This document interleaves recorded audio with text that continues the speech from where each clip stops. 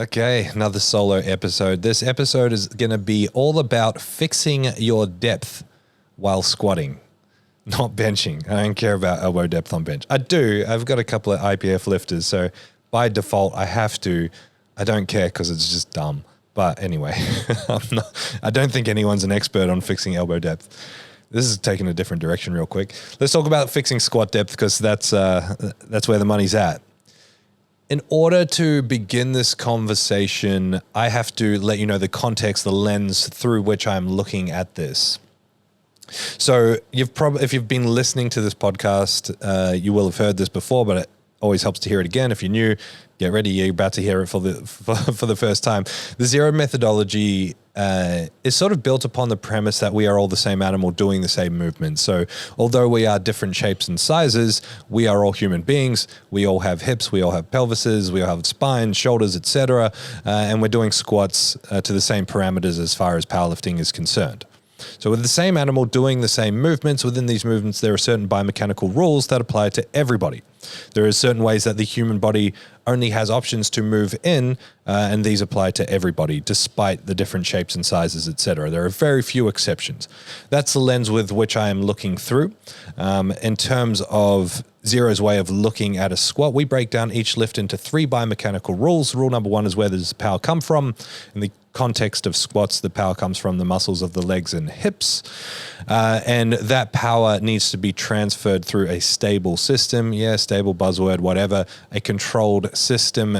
The things that are moving need to only be contributing to moving the weight, and power cannot be lost through ill movement in the system. That requires the hips to be stable themselves, the hip joint, and also the pelvis to be stable. Rules number 2 and 3 go together. So in a squat, we are creating power at the muscles of the legs and the hips. We want to do something with it. We want to move it from the legs and hips up through the spine into the bar so we can stand back up. In order to transfer that power, it needs to be done through a rigid system. If there is any slack, if there is any breakdown in that system, power will be lost. And so rules number 2 and 3 go together in order to create power transfer into the bar. Rule number 2 is breathing and bracing. Rule number 3 is what happens with your upper back. All right. That's a quick and dirty look at how we view a gold standard squat at ZeroW. Obviously, there's a lot of nuance and detail within that, but it gives you the context with which I am now going to talk about how to fix your squat depth. For the average healthy human being, the ability to take the hip just beyond 90 degrees of flexion is the ability should be there for the average healthy human being. So most people should have no problem lifting their knee up above their hip. So if you're like standing next to a wall, you hold on to something for balance and you by yourself lift your knee up into the air, can you get it above 90 degrees? Great, you can hit depth in a squat. So why is it that if you can do that, sometimes for some people, they go to squat and they cannot physically seem to get that low? They always seem to have their hip above the knee. There are several reasons why you may be missing depth. The first thing that we have to look at is, are these 3 rules being satisfied? Because if they're not, the body is going to move to accommodate staying balanced. When you're performing any of the lifts, but if we're talking specifically about squats, your body is going to do what your brain tells it to do. And it's going to move in such a way that allows you to satisfy for that. So when you're doing a squat, your brain is saying, hey, go down and then come back up. Your body needs to organize everything in such a fashion that you don't fall over forwards or backwards. It's a game of balance, or a lot of it is a big game of balance. So as you descend, your body will align itself such that the bar stays over this magical balance point. This is where this idea of like midfoot comes from, right? That's what people are looking for, center of mass, midfoot, or that mumbo jumbo that people use. Just read it as you need to stay balanced. If there are issues within the system relating to those 3 rules, your body will change its shape to accommodate your brain telling it to move. So what I'm talking about in English, let's say your bracing sucks. You have a really hard time creating a stable brace at your midsection. If you cannot control that brace, you cannot lean forward because your body's like, if you lean forward, your spine's going to snap.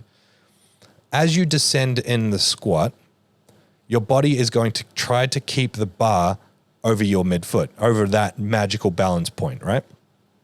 So if you can't control your brace, you need to lean forward in a squat in order to do that. What your body's going to do is be like, don't lean forward. Instead, keep your chest up. How are you going to keep your chest up? Well, you're going to kick your pelvis back. You're going to go into that like anterior pelvic tilt. You're going to arch your lower back. You're going to stick your ass out. You're going to do that to keep the bar over that point. As you descend in the squat, your body is then going to make accommodations to allow you to hit the point that you see as depth. So your brain is saying we have to hit a particular depth because we're doing powerlifting. And one of a few things are going to happen depending on where the breakdowns are. So let's say you can't control that brace. If you are flexible and out of control and don't have pain points enough in your hips, you'll hit a point where you can no longer flex at the hip. And essentially you're going to go like femur runs out of room to move. Pelvis is like, well, we still need to go down. We'll accommodate this. That's when it's going to round under you and you get that butt wink. When you get butt wink, what's going to happen? Well, everything's going to be pushed forward. So you've arched your back, you've shifted everything back in order to keep over this magical balance point. When you get that butt wink, everything's going to move forward. Everything's going to distribute forward towards your knees. Now you imagine you've got your knee and your hip and you're looking at it side on. The further forward your knee goes in the absence of the hip continuing to move, the higher your hip is in space. So if the hip is higher, well, then you don't hit depth. So a lot of people are traveling the required distance to hit depth, but everything else is not lined up in order for them to hit depth. That's just one example of several breakdowns that can happen in the squat itself that won't allow you to hit depth. And a 20-minute podcast is not enough to go into every single modality that may be preventing you from hitting depth.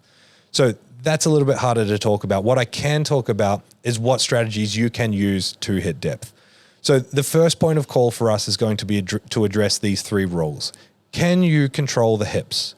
So when I say controlling the hips, I mean creating adequate torque at the joint itself, that sort of isometric, that balance between internal and external rotation, basically not letting the knees wave in and out is what we're looking for. We cue something like twist the quads away from each other. Can you do that all the way down, all the way up?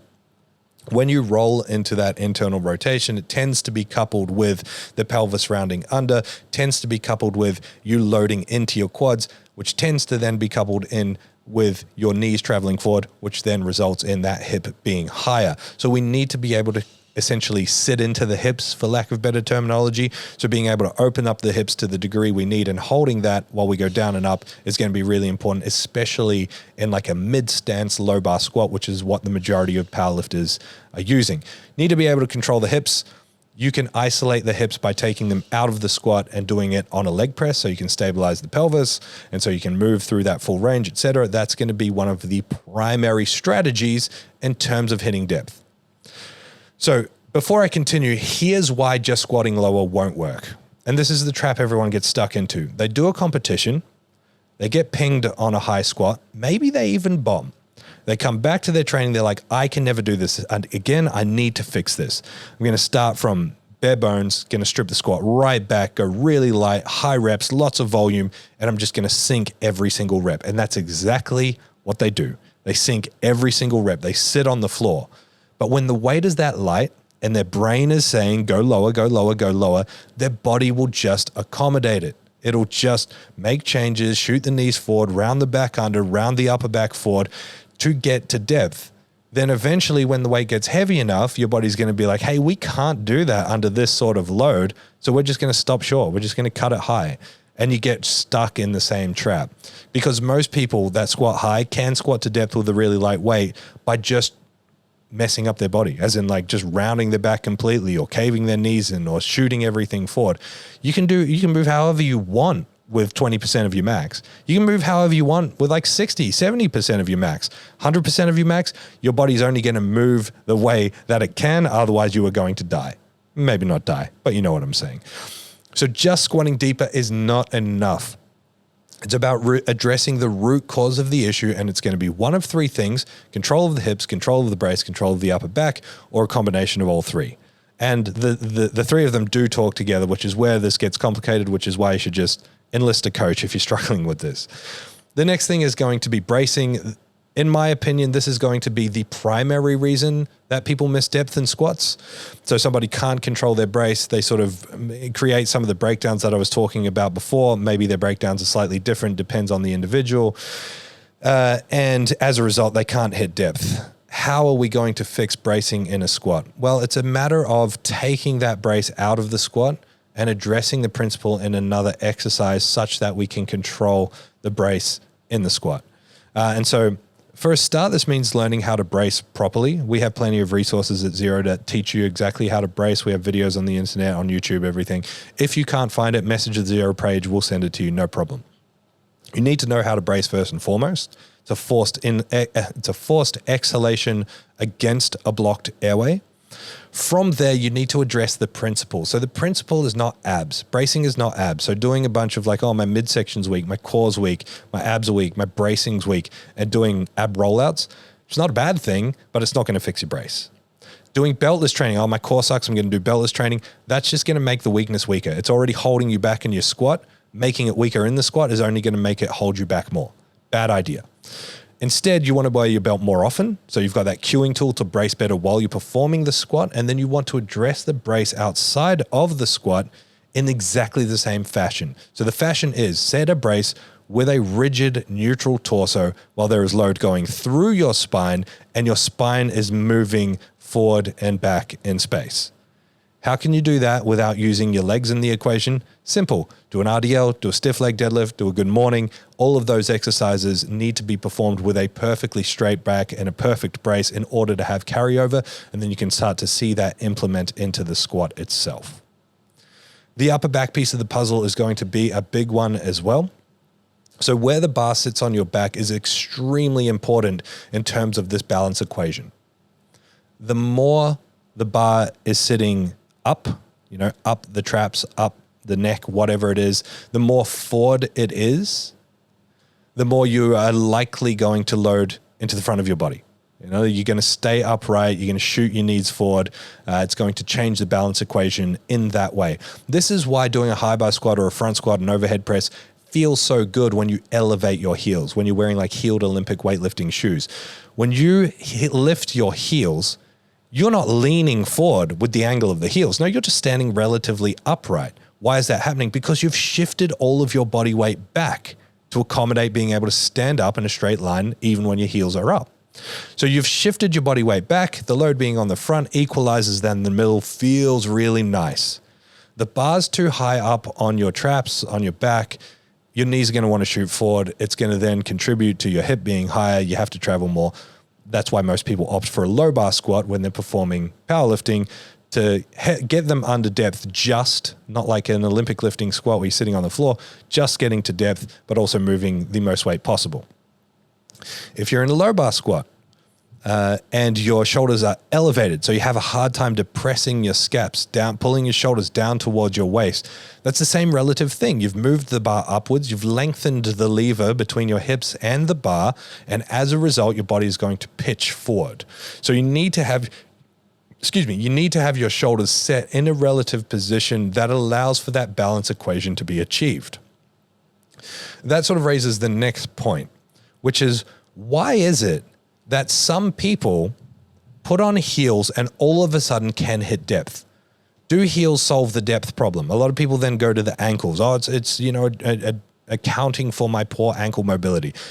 I've been coaching for 12 years now. I've coached more people than most people can say they've coached. And I've seen 3 genuine ankle issues that have been impactful on the ability of somebody to hit depth. The likelihood of it being your ankles is extremely low. The likelihood of it looking like it being your ankles because your hips are shit is extremely high. So it's more likely something to do with your hips or your pelvis, so your hips or your bracing. And then what happens is somebody puts, let's say someone's bracing is terrible, so they're getting that phenomena I was describing before, where they're arching their back, their body's shifting the balance to accommodate it. They put heels on. Now their body has automatically shifted back. They can equalize in the middle. The balance perspective has shifted back. Now they can hit depth. The heels have provided a crutch for a poor brace or poor control of the hips, or a combination of both. Now, it being a crutch is not a bad thing at all. If you need to hit depth in a competition and the way you can get to depth is wearing heels, wear the damn heels for sure. But it's about understanding, why can't I hit depth without these heels? What is going on that's creating this phenomenon? Because eventually that is going to be a limiting factor in your squat. I guarantee it. It is going to eventually be a limiting factor in your squat. So heels are great. They provide, a change in balance that can drastically improve the quality of a squat, but it's important that if you're using that, you are also addressing the underlying problems that may be contributing to you not being able to hit depth. Coming back to the upper back piece of the puzzle, what we're looking for here is, does someone have the relative ability to retract their scaps, to depress their scaps, and extend their thoracic in such a way that it ends up with a neutral torso position. So if you can get the bar on your back and low bar, but your shoulders are really rounded forward because your thoracic extension is terrible, same thing. Now the balance has shifted forward. Now you are going to shift forward with it, and now it's going to be much harder for you to hit depth.